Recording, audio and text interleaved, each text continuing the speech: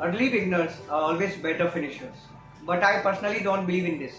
जब आप शुरू ही सही तरीके से नहीं करोगे तो फिनिश कैसे करोगे?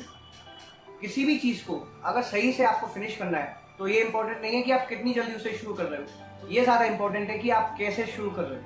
Hello friends, welcome to TC reviews. कैसे हो? I hope you all are well. तो आज की इस वीडियो में मैं लेकर आया हूँ पियर्सन की IIT foundation mathematics for class 9 book का रिव्यू। ये इस बुक का 10th एडिशन है। आज की इस वीडियो में हम देखेंगे इस बुक के कंटेंट की। वैसे कंटेंट की बात आई है तो मैं आपको बताना चाहूँगा, इसमें आपको 14 चैप्टर्स मिलते हैं, 14 चैप्टर्स, जिसमें आपको क्लास 9 की, क्लास 10 की और क्लास 11 की मैथमेटिक्स देखने को मिल जाती है। आज की वीडियो आपके लिए इसलिए यूजफुल है क्योंकि आपको ये पता नहीं चलेगा कि बुक आपके लिए कितनी हेल्पफुल है। आपको ये पता चलेगा कि क्या इवेंचुअली ये बुक आपको पढ़नी चाहिए। देखिए, ये बात तो आपको पता ही होनी चाहिए कि जो क्लास 9 और क्लास 10 की मैथमेटिक्स है वो काफ़ी ज़्यादा इंपॉर्टेंट है। मैं यहाँ पे एकेडमिक्स की बात कर रहा हूँ, जो आपकी एनसीईआरटी टेक्स्ट बुक है, आर डी शर्मा है, आर.एस. अग्रवाल है। अगर आप उनसे ट्राई करते हो, उनसे क्वेश्चंस लगाते हो तो आप काफ़ी अच्छा कर रहे हो। लेकिन अगर आप उनको ही सॉल्व ना करके किसी एक ऐसी बुक पे मूव कर रहे हो जो क्लास 10 के, क्लास 11 के या फिर क्लास 12 के सिलेबस को कवर अप कर रही है, तो उसका कोई बेनिफिट नहीं है। कि एक बात तो आपको क्लियर होनी चाहिए, जो क्लास 9 और क्लास 10 है वो काफ़ी ज़्यादा इंपॉर्टेंट है। मार्क्स के पर्सपेक्टिव से नहीं, बेसिक्स के पर्सपेक्टिव से। अगर आपके बेसिक्स ही क्लियर नहीं होंगे तो एडवांस स्टडी करने का कोई बेनिफिट नहीं है। वैसे मैं आपकी जानकारी के लिए बताना चाहूँगा, ये जो बुक है वो आपको एनटीएससी जेईई की प्रिपरेशन बिगिन करने में और ओलंपियाड को क्वालिफाई करने में हेल्प कर सकती है। और साथ ही साथ इसमें आपको कुछ एकेडमिक कंटेंट भी मिल जाता है जो क्लास 9 पर बेस्ड है। तो वीडियो को शुरू करते हैं और जानते हैं इस बुक के कंटेंट के बारे में और इवेंचुअली डिसाइड करते हैं कि क्या क्लास 9 लेवल पे ही हमको आईआईटी की प्रिपरेशन बिगिन कर देनी चाहिए।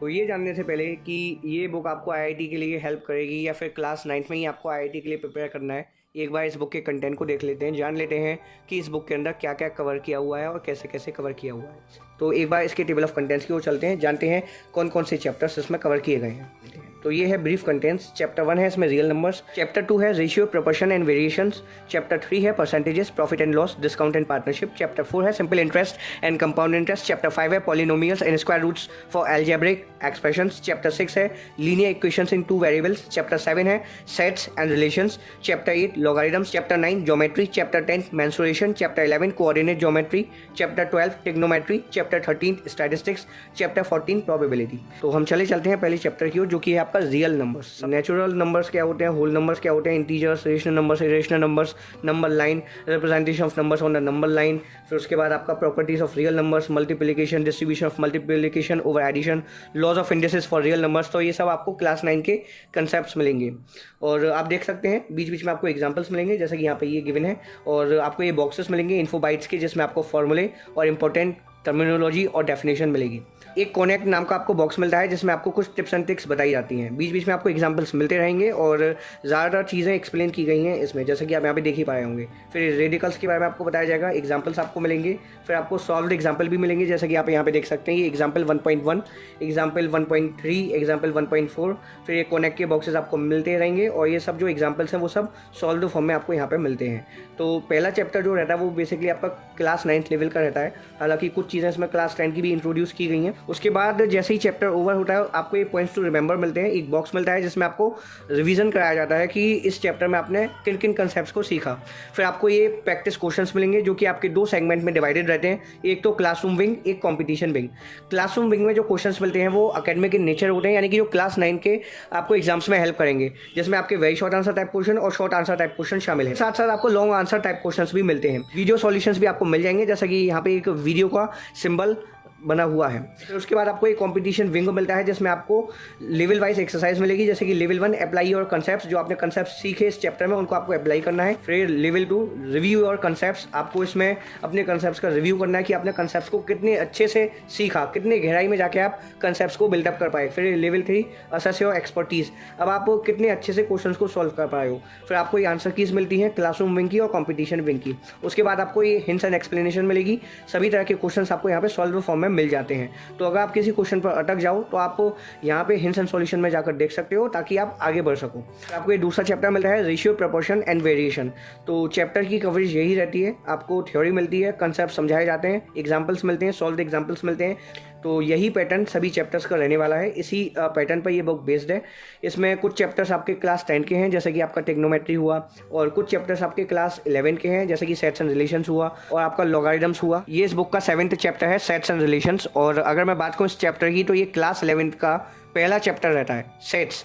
उसके बाद रिलेशंस एंड फंक्शंस आपको मिलता है क्लास 11th में। तो इस चैप्टर में आपको बताया जाएगा कि सेट क्या होता है, सेट कितने तरह के होते हैं, सेट के फंक्शंस आपको बताए जाएंगे कि मतलब सेट्स को आप कैसे यूज़ कर सकते हो। उससे ही रिलेटेड आपको क्वेश्चंस मिलेंगे, जितने भी लॉज हैं जो सेट्स के रहते हैं, जो वर्क करते हैं, वो आपको बताए जाएंगे, जैसे कि commutative law, associative law, distributive law.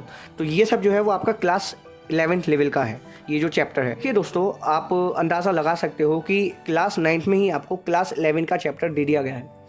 तो आप खुद ही सोचिए, अगर आप क्लास 9th में क्लास 11 क्लास 12 की पढ़ाई करोगे तो आपको दिक्कत नहीं होगी? बिल्कुल होगी। मेरा मानना ये है कि अगर आप क्लास 9th में हो तो आप कुछ मत करो, क्लास 9 को ही पढ़ो। जैसा कि वीडियो के स्टार्टिंग में मैंने कहा था, ये मैटर नहीं करता कि आप कितनी जल्दी शुरू करते हो, ये मैटर करता है कि आप कितने अच्छे से शुरू करते हो। बहुत से स्टूडेंट्स, पेरेंट्स, गार्जियंस, टीचर्स ये सोचते हैं कि क्लास 6 से ही आईआईटी की प्रिपरेशन बिगिन कर देनी चाहिए, चाहे बेसिक्स जाए बाहर में। भाई कैसा हो सकता है? जब आपके बेसिक्स ही क्लियर नहीं होंगे तो आप क्लास 9th में क्लास 12 के कंसेप्ट्स को कैसे सीख लोगे?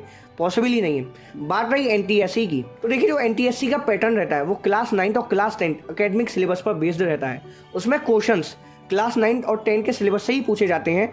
बस उसमें क्या होता है ना कि आपकी प्रैक्टिस टेस्ट की जाती है। जितने अच्छे से आप प्रैक्टिस करोगे उतना अच्छा आप एनटीएससी में परफॉर्म करोगे। बात आती है ओलंपियाड्स की, तो देखिए ओलंपियाड्स में ये बात तो तय है कि क्लास 9 लेवल के क्वेश्चंस आपसे नहीं पूछे जाएंगे। उसमें आपसे थोड़े एडवांस लेवल के क्वेश्चंस पूछे जाते हैं, बेसिकली क्लास 10 के, क्लास 11 के। तो उस एस्पेक्ट से ये बुक यूजफुल हो सकती है। लेकिन आप एक बार खुद से पूछिए, अगर आपके बेसिक्स क्लियर नहीं होंगे क्लास 9 के तो आप ओलंपियाड्स को क्वालिफाई कर पाओगे? जब आपको ये सही तरीके से ही नहीं पता कि रेशनल और इरेशनल नंबर में क्या डिफरेंस है, जब आपको यही नहीं पता पॉलिनोमियल्स किसे कहते हैं, जब आप यही नहीं जानते कि कार्टेशियन प्लेन क्या होता है, तो क्या फ़ायदा क्लास 11 क्लास 12 की पढ़ाई करके क्लास 9 में? तो देखिए मैं एक ही चीज़ इंसिस्ट आपको करूंगा कि आप क्लास 9 में रह के कोशिश ये करो कि आपके जो बेसिक्स हैं, जो क्लास 9 का सिलेबस है, उसको आप अच्छे से कवर अप कर लो। जो ना सिर्फ आपको क्लास 9 में हेल्प करेगा, आपको वो हेल्प करेगा क्लास 11th में भी, क्लास 12 में भी और उसके आगे भी है। अगर आप क्लास 9 और 10th में सही तरीके से मैथमेटिक्स को लगाना नहीं सीखे तो आप कभी नहीं सीख पाओगे। तो इसीलिए इंपॉर्टेंट है कि क्लास 9 में आप अपने एकेडमिक्स पे फोकस करो और किसी की बातों में ना हो कि आप क्लास 9 में आकर ही आईआईटी की प्रिपरेशन बिगिन कर दो। बेशक आप अपने दोस्तों को, अपने टीचर्स को ये दिखाने में कामयाब हो गए कि आप एडवांस लेवल के क्वेश्चंस लगा पाए हो, लेकिन उसका कोई बेनिफिट नहीं है। एंड में जाके आपको परेशानी झेलनी पड़ेगी। तो मेरा मानना यही है कि आप अपने एकेडमिक्स पे फोकस करो। लेकिन ये बुक यूजफुल भी हो सकती है। कब यूजफुल होगी? जब आपने क्लास 9 को अच्छे से कवर अप कर लिया हो, क्लास 9 का सिलेबस आपको बिल्कुल क्लियर हो, या फिर क्लास 9 के एग्जाम्स आप दे चुके हो। मुझे उम्मीद है कि आपको इस बुक के कंटेंट के बारे में आइडिया लग गया होगा। आप ये भी जान गए होंगे कि मैं आपसे क्या कहना चाह रहा हूँ, आपको करना क्या है क्लास 9 और क्लास 10 में रहकर। तो फिलहाल इस वीडियो में इतना ही। कोई भी समस्या रहती है, कोई भी डाउट रहता है तो कमेंट सेक्शन में पूछ सकते हो। आपकी हेल्प के लिए मैं हमेशा रेडी रहूँगा। क्लास 9 बहुत ज़्यादा क्रूशल है, आपका एक फाउंडेशन स्टोन रहती है, तो इसको बेकार मत करना। क्लास 10 में भी आपको अच्छा परफॉर्म करना है। तो चलिए दोस्तों, मिलते हैं नेक्स्ट एपिसोड में। Thank you for watching this video.